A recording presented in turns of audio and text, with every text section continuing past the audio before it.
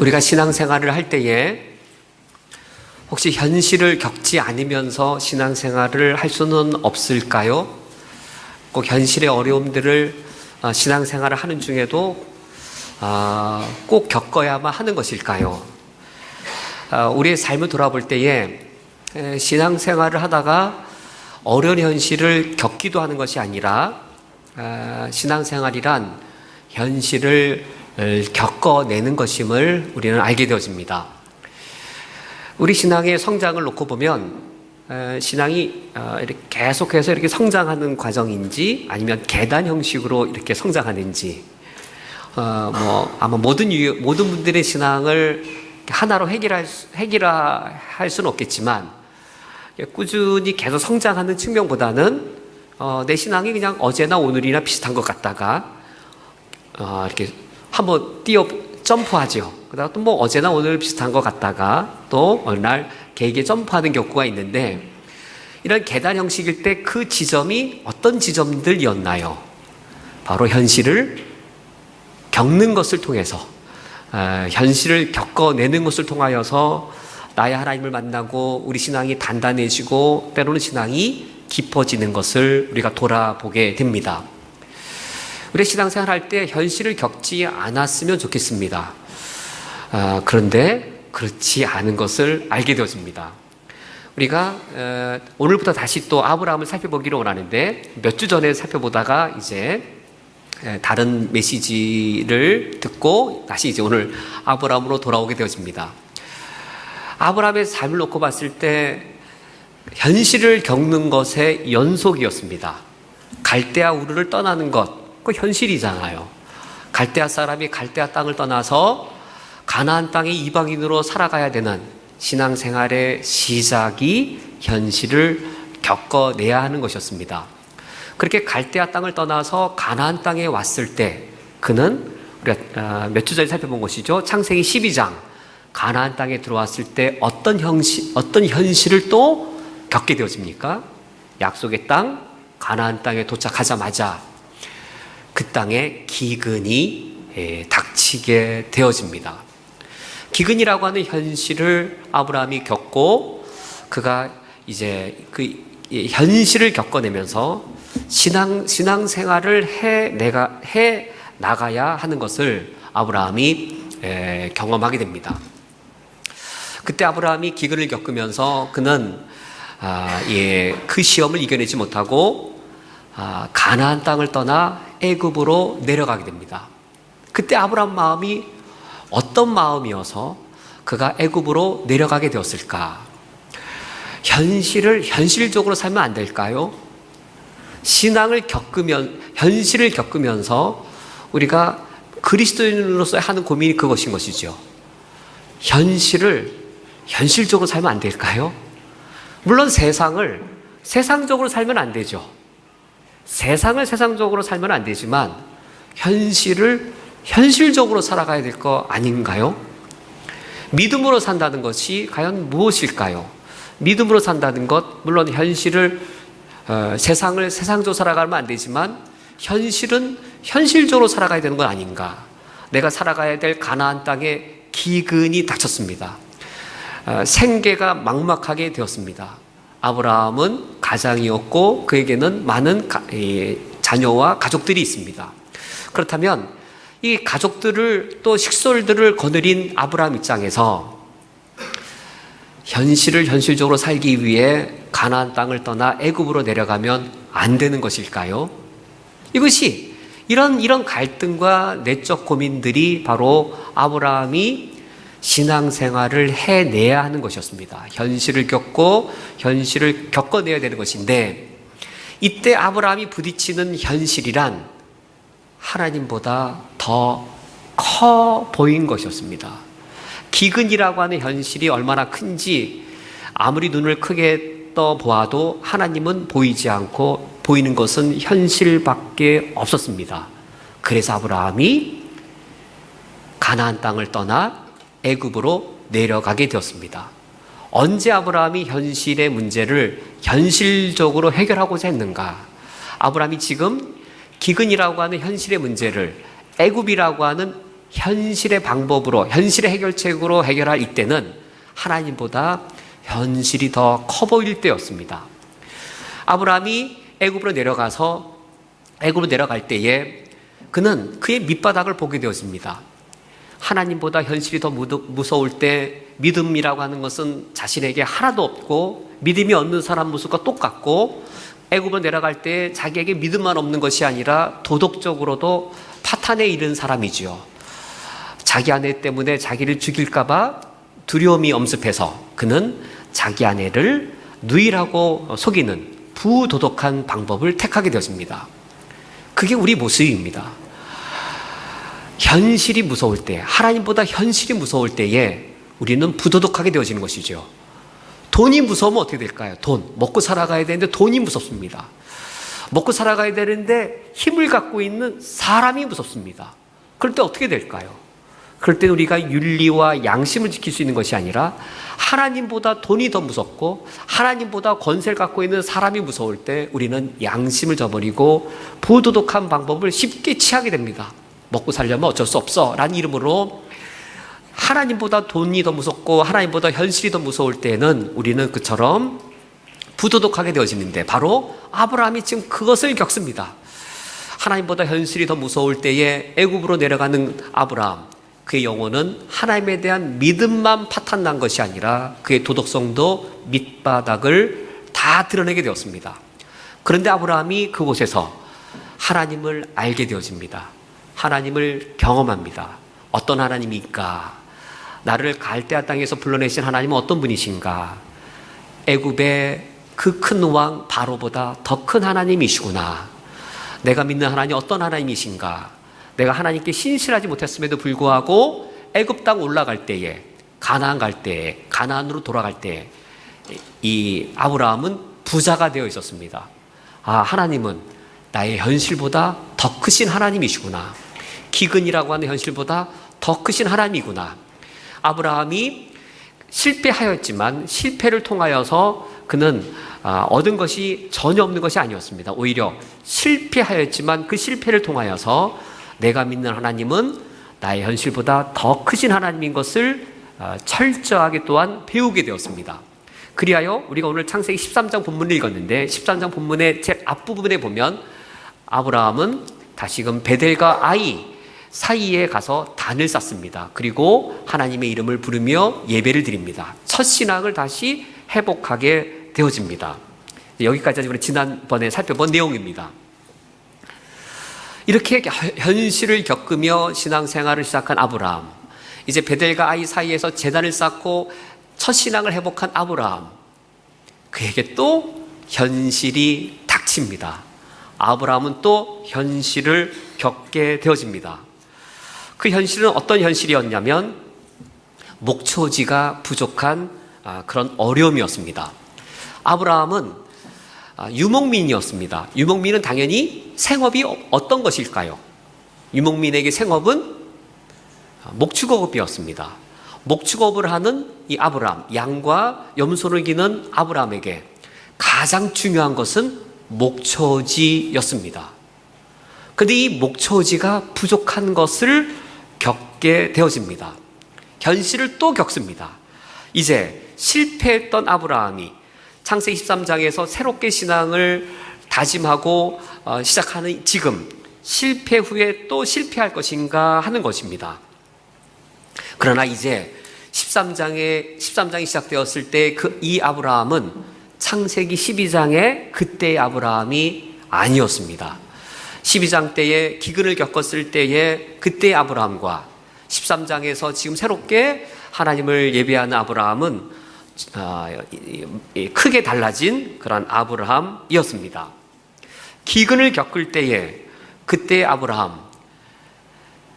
아브라함에게는 현실이 하나님보다 더 컸지만 지금은 아브라함이 하나님이 어떤 분이신 것을 이제는 안 것이지요.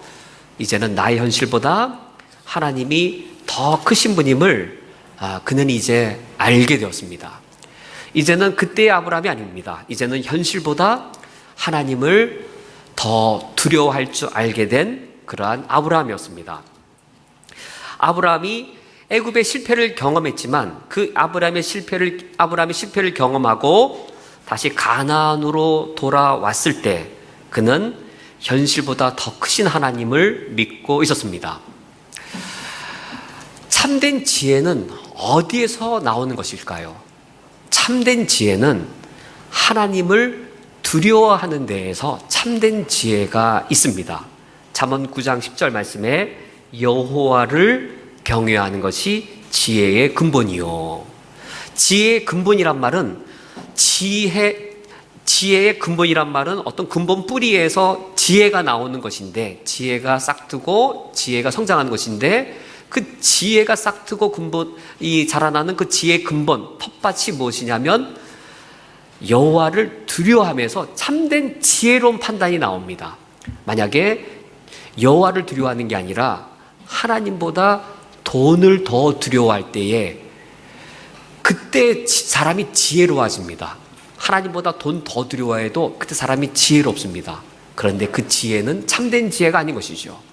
하나님보다 사람을 더 두려워해도 그때 지혜로운 판단이 나옵니다. 그러나 그때의 지혜는 참된 지혜가 아닙니다. 참된 지혜는 여호와를 두려워할 때에 그때 참된 지혜가 있고 올바른 분별력을 갖게 되었습니다. 지금 아브라함은 이 12장에 여호와보다 현실을 더 두려워했던 그런 아브라함이 아니었습니다. 현실을 더 두려워할 때는 애굽으로 내려가는 그때의 지혜는 참된 지혜가 아니었는데, 그때는 분별력이 없었는데, 지금은 분별력을 갖춘 아브라함은 과연 어떻게 이 상황을 판단하게 될까요? 아브라함은 지금 양상은 다릅니다. 12장에서는 기근이라는 문제였고 지금은 어떤 문제입니까? 기근과 전혀 다른 어떤 문제를 겪고 있습니까? 목초지가 부족한 문제를 겪고 있습니다. 그러나 두 문제를 이제는 잘 분별할 수 있게 되었습니다. 문제 양상은 전혀 다를 뿐만 아니라 반대가 되는 상황입니다. 기근이란 빈궁해서 생긴 문제입니다. 왜 가나안을 아브라함이 떠나게 되었을까요?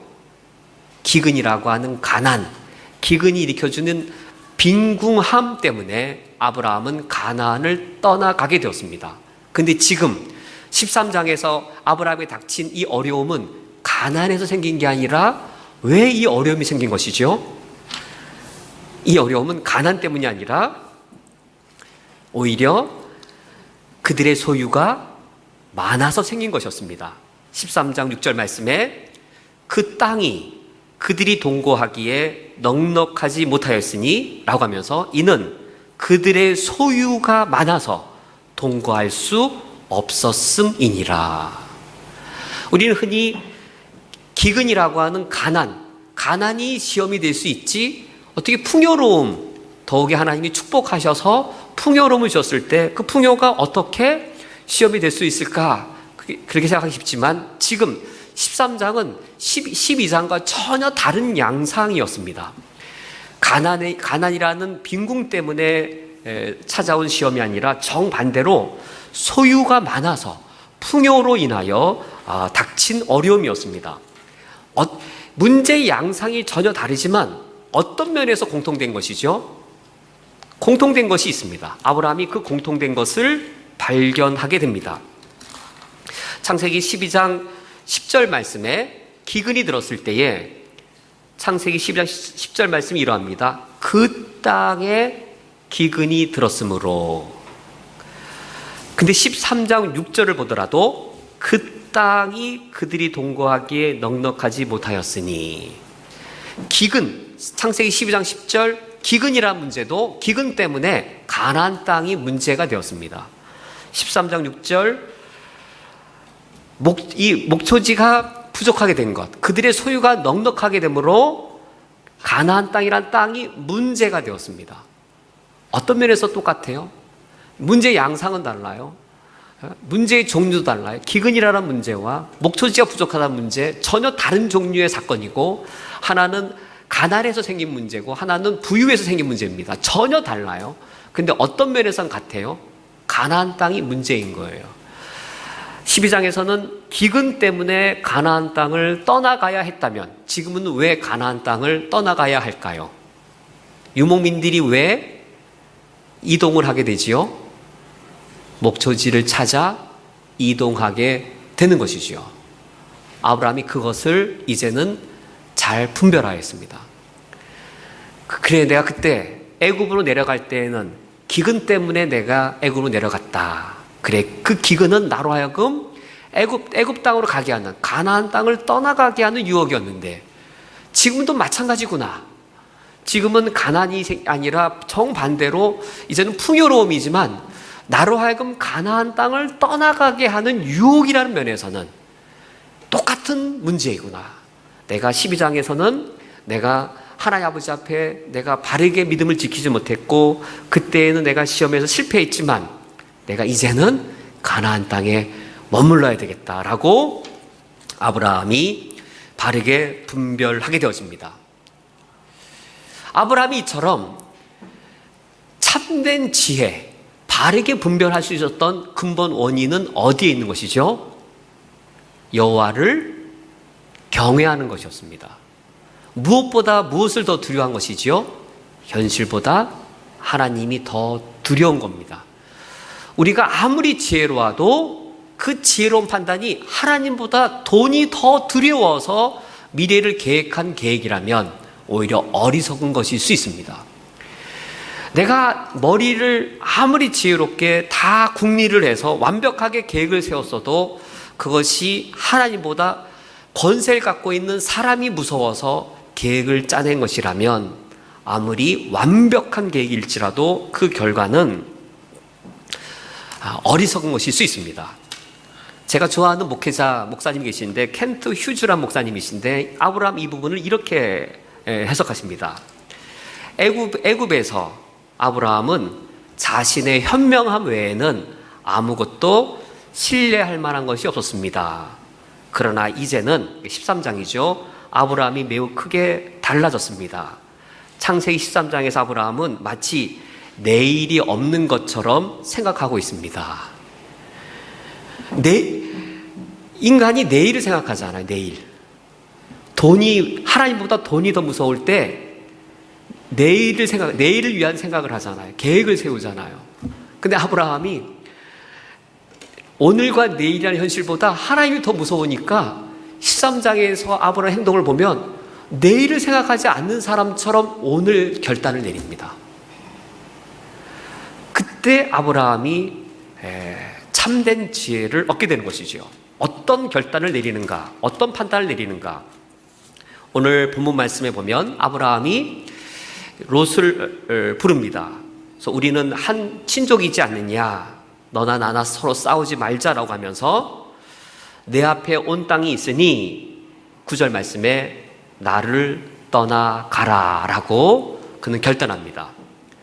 아브라함의 결단은 더 넓은 목초지를 찾아서 아브라함과 롯이 함께 가나안 땅을 떠나는 것이 아니라 내가 롯과 헤어져야 되겠다. 내가 더 이상 롯과 함께 있지 않고 내가 이 가나안 땅에 머물러야 하겠다라고 그는 판단하고 롯을 향해 너는 나를 떠나가라 라고 말합니다. 그러면서 9절 하반절에 매우 의미 있고 매우 중요한 제안을 롯에게 합니다. 내가 자하면 나는 우하고 내가 우하면 나는 좌하리라. 지금 어떤 제안인 것이죠? 내가 자하면 내가 우하고 네가 우하면 나는 좌하리라. 오른쪽 지역과 왼쪽 지역에 물이 많이 있을 수도 있고 오른쪽 지역에는 물이 없을 수도 있죠. 물이 많아야 좋은 목초지이고 물이 없으면 형편없는 목초지인 겁니다. 현실이에요. 현실을 살아가야 돼요. 현실 속에 있습니다. 목초지를 정해야 됩니다. 그때 무엇이 중요한 것이죠? 왼쪽으로 가야 물이 많이 있나? 오른쪽으로 가야 물이 많이 있나? 좌냐 우냐가 중요한 것이죠. 현실의 여건, 현실의 조건, 현실의 방향이 중요한 것이죠. 지금 아브라함이 근데 롯에게 어떤 제안을 하고 있습니까? 네가 좌하면 나는 우하고 네가 우하면 나는 좌하리라. 롯아, 네가 물이 많은 지역, 네가 오른쪽을 택하면 나는 물이 많이 없을지라도 나는 왼쪽을 택하겠다. 혹 왼쪽에 물이 많아서 네가 오른쪽을 택하면 난 반대 방향을 택하겠다. 지금 아브라함이 어떤 제안을 하고 있는 것입니까? 현실의 조건에 어떤 태도를 보이고 있지요? 현실의 조건에 매우 자유롭습니다. 현실의 조건에 매이지 않습니다. 현실의 조건에 그렇게 민감하지 않습니다. 창세기 12장에서 우리가 보았던 아브라함, 결코 그러한 아브라함 아니었던 것이죠. 우리의 경우에 월급이 좀 깎이면 불안해할 수 있고, 한 달 뒤, 1년 뒤 미래가 잘 보이지 않냐면 우리 심정이 메말라지고 불안해하고, 현실의 조건이 자냐 우냐에 따라 내 생활이 흔들릴 수 있는, 그게 우리 본래의 모습이고, 창세기 12장의 아브라함이 바로 그런 모습이었죠. 자냐 우냐에 따라 그의 심령이 요동을 치던 그것이 우리가 12장의 그런 아브라함이었는데, 어떻게 13장에 와서 아브라함이 자냐 우냐, 우냐 자냐라고 하는 현실의 조건에 대하여 이와 같이 자유롭게 된 것일까요? 이젠 아브라함이 하나님을 믿습니다. 나의 하나님이 현실보다 큰 분이심을 믿습니다. 아브라함이 현실보다 하나님을 더 두려워하고 있는 것이지요. 이렇게 현실보다 크신 하나님을 믿을 때에 아브라함이 지금 대단히 관대해졌습니다. 그의 조카 롯에게 매우 관대한 모습을 보입니다.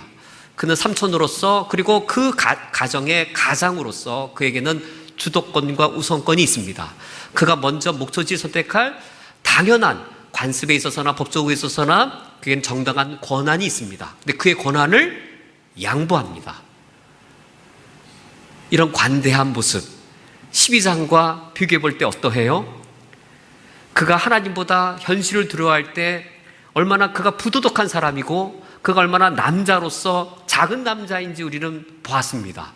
그런데 현실보다 하나님을 더 두려워하는 아브라함의 모습, 얼마나 통이 크고, 그리고 넉넉하고 도덕적으로 얼마나 탁월한 그런 아브라함인지, 저는 12장의 그 아브라함이 더 이상 아닌 것이지요.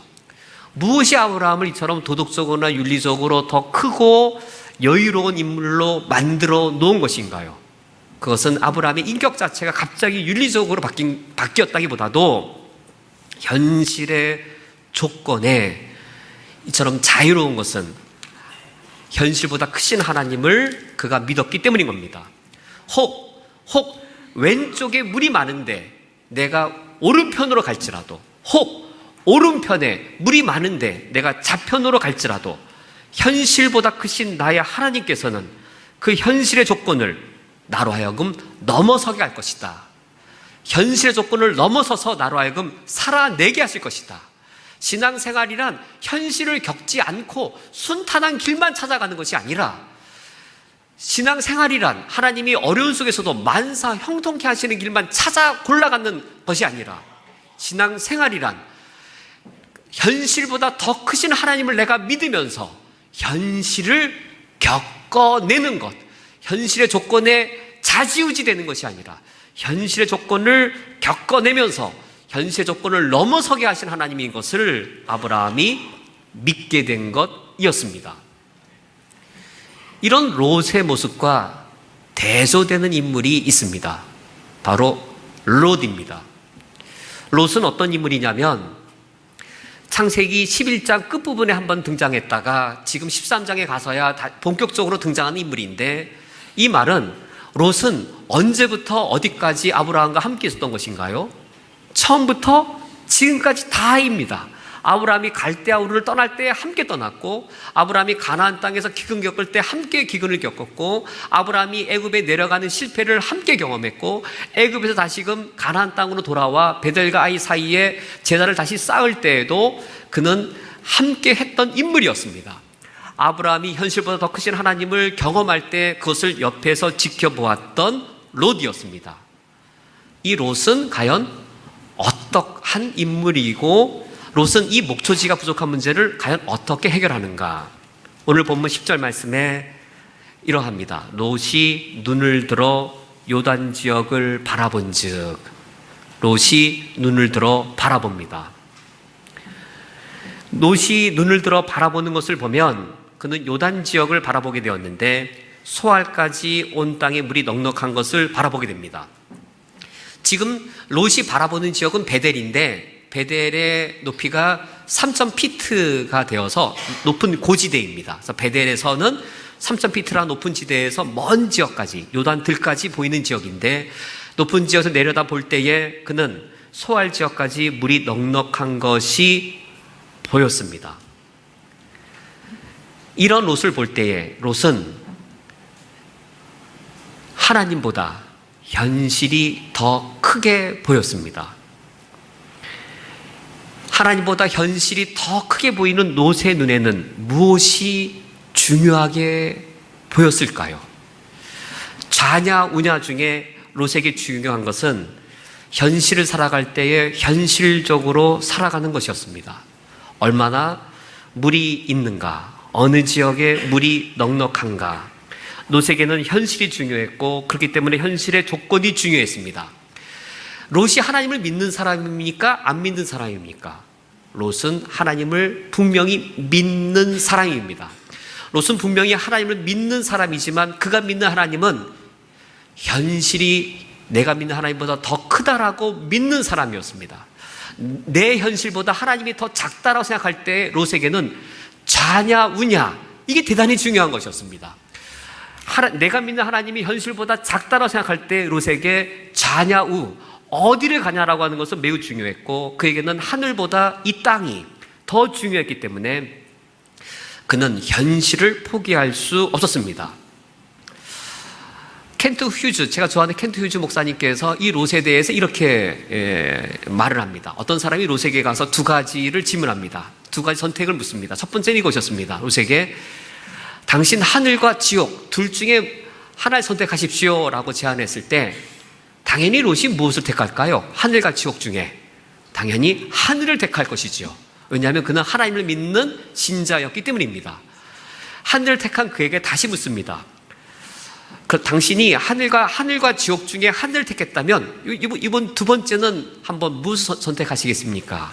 하늘과 땅 중에서 하나를 선택하십시오. 하늘과 지옥 중에 하늘을 택한 롯, 하나님을 믿는 사람이니까 당연히 하늘을 택하죠. 이번에 하늘과 땅 중에 무엇을 택했을까요? 롯이라면 그는 하늘 대신에 땅을 택한 것이죠. 우스갯소리로 천당 밑에 분당이라고, 그래서 분당 분들에게 하나님이 야 너 내일 천국 가라 라고 말씀하시면 하나님 내 1년만 더 살고 가겠다고, 분당이 너무 좋아서 분당에 1년만 더 살고 갈게요 라고 우스갯소리로 말하는 것처럼 롯에게는 하늘과 땅 중에 선택하라고 하면 그에게는 현실이 너무나도 소중했습니다. 롯은 현실을 현실적으로 살아가는 롯에게 그에게는 현실은 포기할 수 없는 것이었고 그 인생의 현실에서의 성공이란 너무나도 귀한 것이어서 반드시 현실에서 성공해야 됐고 현실에서 그가 잘 살고 즐겁게 사는 것은 너무나도 가치 있는 일이어서 난 현실에서 재미있게 살아야 되고 현실에서 아름답게 살아야 되고 반드시 현실에서 풍요롭게 살아가야 되는 것, 그것은 결코 포기할 수 없는 것이었습니다. 그래서 롯이 요단들을 바라볼 때에 소알까지 물이 넉넉했는데 성경 말씀에 롯이 그것을 이렇게 평가합니다. 하나님의 동산 같고 애굽 땅과 같았더라. 소돔과 고모라가 어떻게 롯의 눈에 보였냐면 여호와 앞에 죄인일지라도 악인들이 살지라도 목초지가 넉넉한 소돔과 고모라가 애굽 땅처럼 에덴 동산처럼 보였습니다. 현실이 너무 소중하고 현실에서 즐겁고 현실에서 성공한 것이 너무 소중한 그에게는 그것이 비록 도덕적으로 윤리적으로 타락한 곳일지라도 물만 넉넉한 목초지가 있는 곳이라면 여호와의 동산과 같은 에덴 동산이었고 애굽 땅과 같은 곳이었습니다. 그러므로 롯은 어떤 인물이었나요? 신앙을 포기하지 않았습니다. 신앙을 포기한 것이 아니라 신앙을 지키고 있었습니다. 신앙을 지키는 한도 내에서 그는 현실도 누리고 싶었습니다. 그는 현실에서 성공하고 싶었고 현실에 복을 누리고 싶었고, 그렇지만 그는 하나님을 믿는 믿음 안에서 그것을 하고 싶었던 것이지요. 13절 말씀에 소돔 사람은 여호와 앞에 악하여 큰 죄인이었더라 라는 말씀이 있는데, 롯이 과연 소돔 땅에 사는 것은 죄였을까요? 소돔은 지도를 보면 민수기에서 가나안 땅의 경계를 설정해 주고 있는데, 민수기에서 경계를 정한 가나안 땅에 보면 소돔성은 가나안 경계선입니다. 즉 롯이 소돔 땅에 들어갔다는 것은 가나안 땅을 벗어난 게 아니었습니다. 롯은 몸 외적으로는 가나안 땅 안에 있는 거예요. 다시 말해서 롯이 물이 넉넉한 목초지를 정함에 있어서 물이 넉넉한 곳을 찾아간 것, 그게 죄인가요? 죄 아니에요. 그게 왜 죄겠어요? 요단들을 간 것 죄가 아니에요. 요단들이 가나안 땅이에요. 그래서 점차 요단들을 갔다가 여러 도시를 거쳐서 마침내 소돔까지 들어가는데, 소돔에 들어간 것 죄인가? 죄가 아니에요. 그 자체는 죄가 아니에요. 가나안 땅을 롯도 떠나지 않았어요. 소돔 땅에 들어가서 롯은 소돔 사람처럼 살지 않았습니다. 자기 딸들에게 성적 순결을 지키게 하고 하나님 믿는 사람처럼 살았어요. 하나님 믿는 사람으로 살았어요. 그는 결단코 하나님을 믿지 않은 적이 없었어요.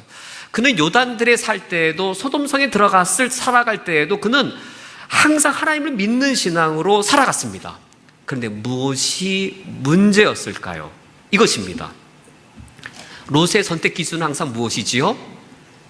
죄가 아니면 되는 거예요.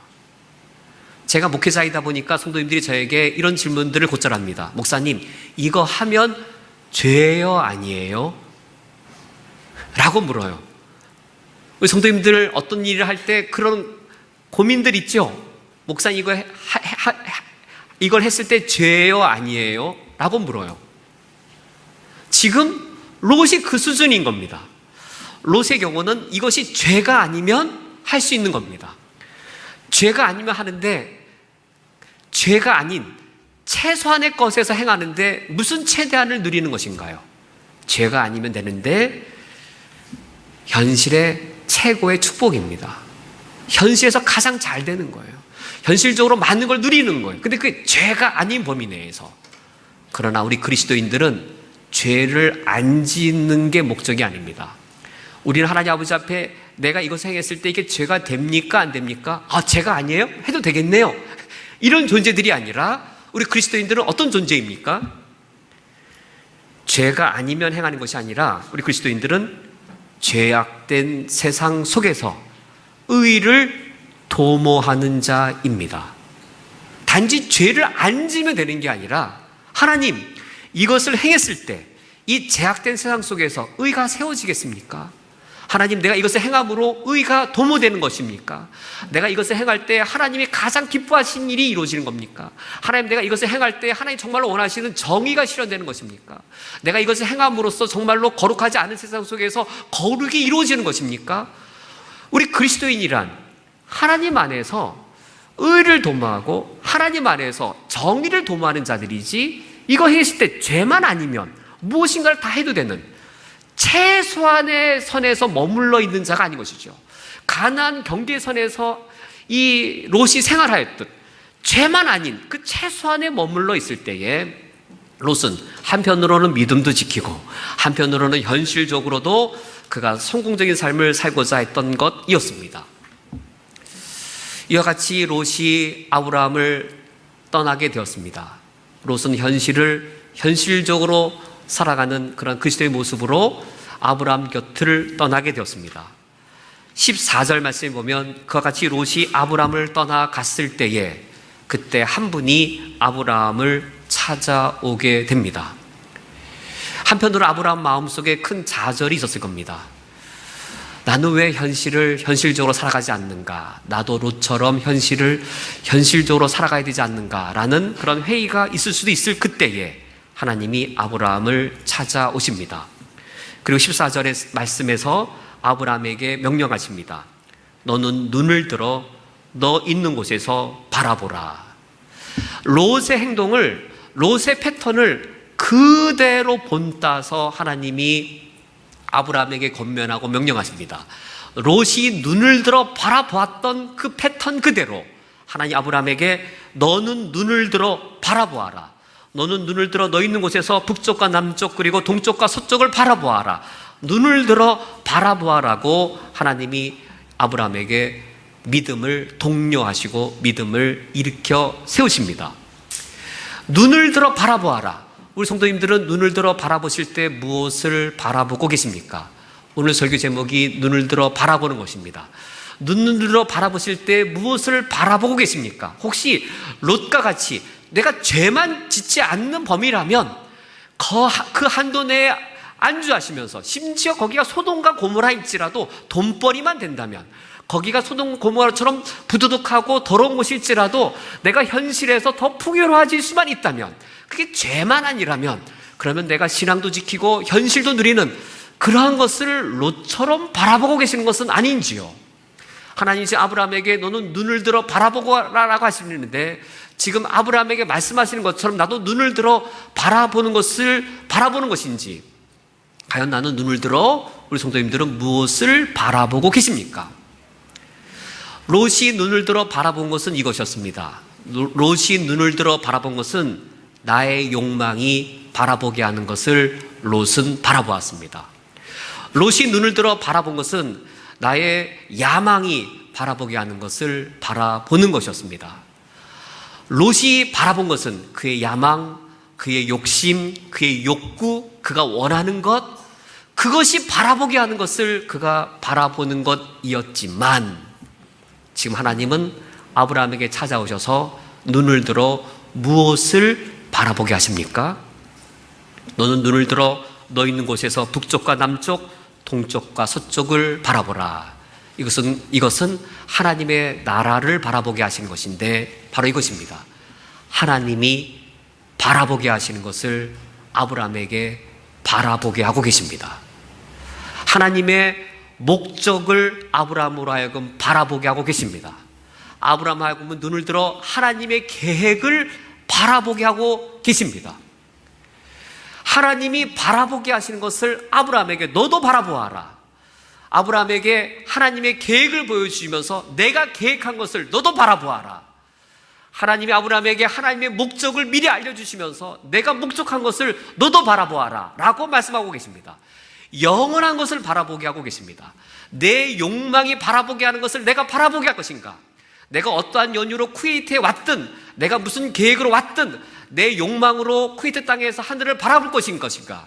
내가 어떤 상황 때문에 왔든, 어떤 이유 때문에 쿠웨이트에 왔든, 지금 내가 어떤 상황에서 내 서 있는 곳에 있든, 우리들은 하나님이 바라보게 하시는 것, 그 영원한 것을 바라보아야 하겠습니다. 오늘 말씀을 맺도록 하겠습니다. 롯과 아브라함, 아브라함과 롯에게 있어서 하나님이란 현실보다 작은 하나님이었습니다. 그는 현실도 살아갈 때 세속적인 그리스도인으로 머물 수밖에 없었습니다. 그러나 우리가 믿는 하나님, 현실보다 크신 하나님이신데, 우리가 하나님이 바라보게 하신 것들을 바라보면서 이번 한 주간을 신실하게 살아가시기를 주님의 이름으로 축원드립니다.